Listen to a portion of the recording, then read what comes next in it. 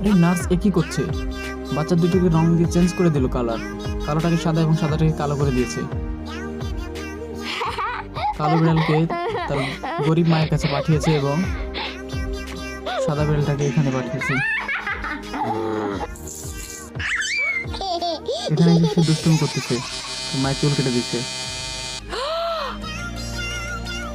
যা, ডাক্তারের কাছে গেছে এবং কেমিক্যাল দিয়ে নতুন করে চুল তুলছে আবার। ওয়াও, সেটা বুঝতে পেরে নিজেই চুল কেটে নিচ্ছে নিজের। তার মা এটা বুঝতে পারলো সে কেমিক্যাল দিয়ে যে সে বাচ্চা চেঞ্জ করে দিয়েছে ডাক্তার।